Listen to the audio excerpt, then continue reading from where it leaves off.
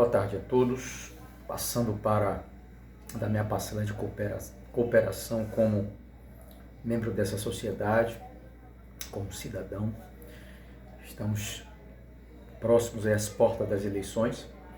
Eu quero, assim, passar algumas informações para as pessoas de bem, os nossos irmãos cristãos, para que possamos estar atentos concernente ao nosso voto. A essa tão grande responsabilidade que é escolher aquele que há de nos governar, aquele que há de dar diretrizes concernente à nossa vida particular, o nosso futuro, o futuro dos nossos filhos, o futuro dessa sociedade. Eu quero começar lendo Kuyper, filósofo cristão. Mas por causa do pecado e a queda, a unidade original do homem foi frustrada e a vida política se tornou uma necessidade. Se não houvesse a queda, não haveria nenhuma necessidade para o estabelecimento da estrutura do Estado, ok? Esse resumo é justamente para que possamos desmistificar e modificar o nosso conceito concernente à política. O que vemos hoje, na verdade, na nossa sociedade, não é uma política que podemos chamar de política de fato, mas politicagem. Mas nós, com o nosso voto, podemos mudar a realidade da nossa política, né? Eu quero também trazer aqui a visão aristotélica e também platônica no que diz respeito à política. Eu iniciei com Kuyper e nós observamos que o seu parecer de que hoje existe a necessidade do Estado porque o homem caiu, o homem perdeu as qualidades que Deus deu para ele de governar, né? De governar com justiça, de governar com equidade. E por conta disso, a política naturalmente ela é estabelecida na convivência com os homens, né? Eu quero trazer aqui a visão aristotélica e também platônica. Primeiro, segundo o nosso dicionário, política é a arte e a ciência de governar, certo? Para a gente ter um conceito correto do que se é política. Política se vive em todos os âmbitos da nossa vida, certo? Então, política é a arte e a ciência de governar. E segundo a visão platônica, que é uma visão mais idealista, ele diz o seguinte: o objetivo da política é corrigir a injustiça e tornar justo aquilo que é justo. E a má administração de alguns homens faz com que a injustiça prolifere. E a nossa realidade nos nossos dias.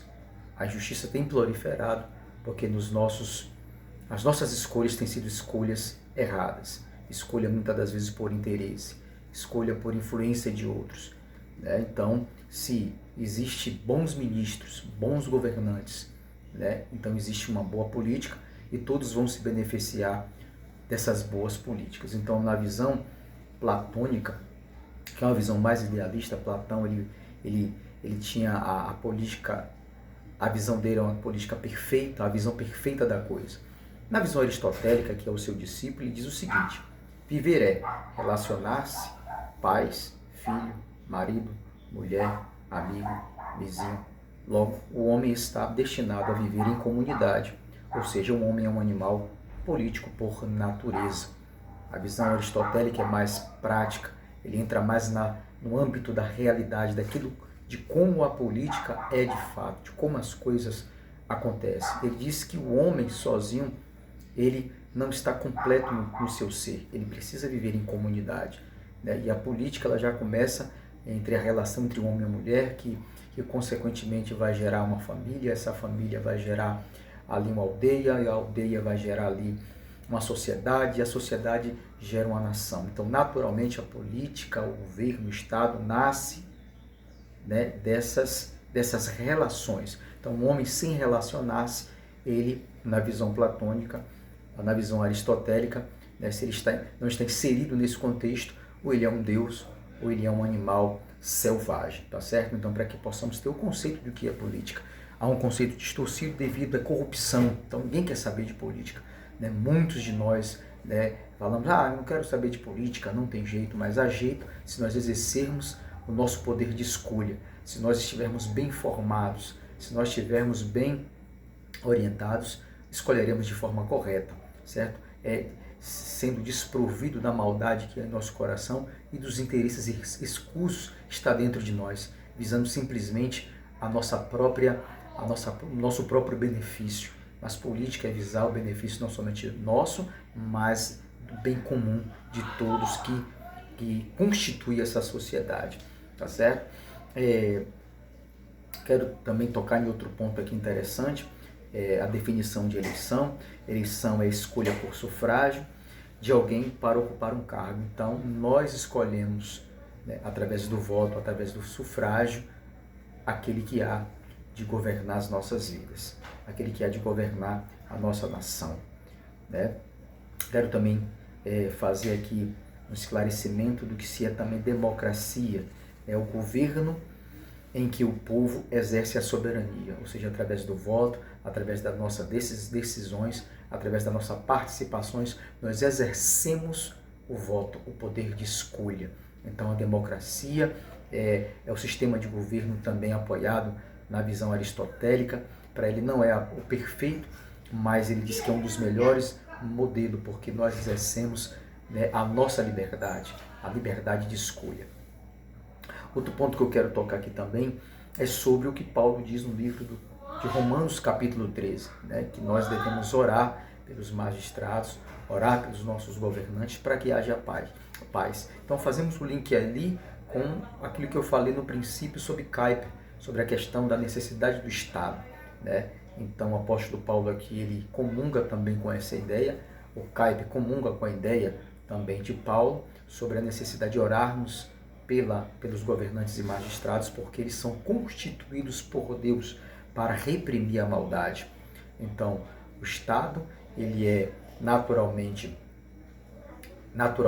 exercido, ele naturalmente é originado para, de alguma forma, possamos viver minimamente em paz, para que o mal ele seja contido, para que o mal seja repreendido e podemos usufruir da paz e da harmonia entre nós, seres humanos.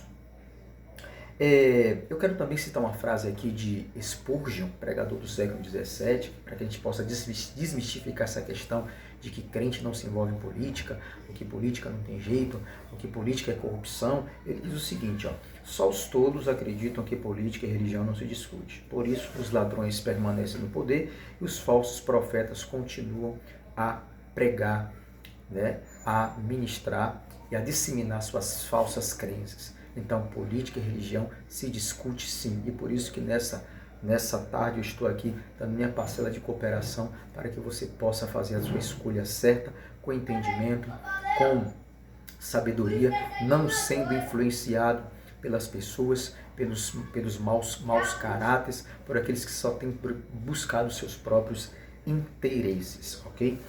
Eu quero também trazer notório aqui a mim e a você que o voto, ele está contido ali no artigo 60, no parágrafo 4º da nossa Constituição. Constituição essa originada em 1988. E nesse capítulo, e nesse inciso que está inserido aqui, esse direito nosso, diz o seguinte, que o voto ele é discreto, ele é secreto, ele é universal, ele é periódico. Ou seja, o cidadão vota diretamente em seu candidato sem intermediário. Não permita que ninguém te influencie, ninguém te suborne, ninguém te compre, ninguém te engane com um quilo de feijão, com um saco de cimento, né? Com talvez alguns dinheiros, com talvez algum tipo de favor ou de privilégio. Teu voto, ele tem importância. Teu voto, ele tem peso. Tua escolha vai repercutir no futuro dos seus filhos e também dos seus netos. Outro detalhe, gente, que eu quero deixar bem claro e trazer o esclarecimento é sobre os partidos e os candidatos. Nós não devemos nos importar simplesmente com o candidato, mas também com o que o seu partido comunga, qual é a filosofia do partido ou a ideologia. E como cristão, preciso trazer o esclarecimento para aqueles irmãos e irmãs que tendem a votar ou tendem a se inclinar para o movimento de esquerda, que nós entendemos está bem expresso que a sua doutrina, a sua filosofia é totalmente contrária àquilo que o Senhor prega, àquilo que Deus ensina, e vai de encontro a todos os atributos do nosso Criador, todo o caráter de Deus. Precisamos entender e compreender nessa tarde. Não podemos votar em partidos de esquerda. Eu quero deixar aqui bem claro, alguns partidos de esquerda, se você quer anotar, pega a tua caneta e anote aí. O mais proeminente seria o PT, que governou 16 anos, e nós observamos o estrago que foi feito na nossa educação, o estrago que tem sido feito na vida dos nossos jovens, o estrago que tem feito na família, né? A maldade que tem sido implantada por ideologias, o engano que tem se proliferado. O mal tem de fato ganhado terreno por conta de ideologias que destroem família, que destrói os conceitos das Escrituras, que vai de encontro àquilo que Jesus pregou e aquilo que ele foi. E o partido de esquerda, ele comunga com o comunismo. O comunismo é um sistema de governo, gente, que no século XX matou mais de 100 milhões de pessoas. Na China, Cuba, a União Soviética, procura aí nos livros, na internet, que você vai entender. É o sistema que mais persegue cristão, não somente no século XX, perseguiu no século XX, como hoje persegue alguns países como Nicarágua, por exemplo, e outros países aí onde as portas das igrejas têm sido fechadas, padres têm sido perseguidos, pastores têm sido perseguidos, freiras têm sido perseguidas por conta da filosofia de esquerda, que é marxista, né? e que se origina aí o comunismo, que é extremamente ateísta, extremamente contra a família e contra os valores judaico-cristãos. Então precisamos compreender, gente, é preciso que você se informe. Você não é mais inocente cristão, você não é mais inocente.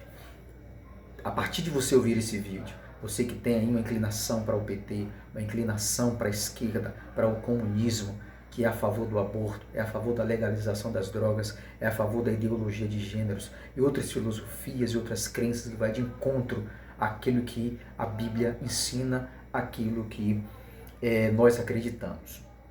Então não vote em partido de esquerda. Quais são eles? O PT, o PSOL, o PSB, o PCB, o PCdoB, o PCO, o PDT, o PP, o PV e a Rede. São poucos os partidos conservadores de direita que nós temos. Aí você me pergunta, mas irmãos, será que vai mudar a sociedade? Será que vai mudar? Gente, com a estrutura de governo que nós temos, com a estrutura de Estado que nós temos, nós acreditamos que é muito difícil das coisas de fato ficarem melhores daqui para frente, né? Mas precisamos conservar e votar pelos valores daqueles que pregam, né, princípios, a moralidade, aquilo que está de acordo, né, com aquilo que a gente acredita. Ainda que a estrutura do Estado não nos traga ainda uma melhora daqui para frente. Porque quem entrar, com certeza não trazer melhora. Porque um homem não pode só trazer melhora. Dependemos aí do Congresso, dependemos aí do Senado, dependemos do nosso judiciário. E por isso também eu te esclareço nessa manhã a importância de você não só escolher o presidente, mas temos o Senado Federal, temos aí a Câmara dos Deputados, para deputado federal e para deputado estadual. É de suma importância que você procure votar em pessoas que de fato comunguem com os princípios. Procure ser esclarecido da filosofia dos partidos também, não só do candidato. Não seja caia no engodo da demagogia de pessoas que vêm com palavras, com social, com palavras bonitas, com sapatinho de lã, com um anjo de luz, privilegiando os pobres, etc. Porque esse discurso a gente já está cansado de ouvir, essa demagogia, e nós temos o resultado, né? A miséria crescendo, a violência crescendo, o mal de fato tendo lugar de uma forma assombrosa.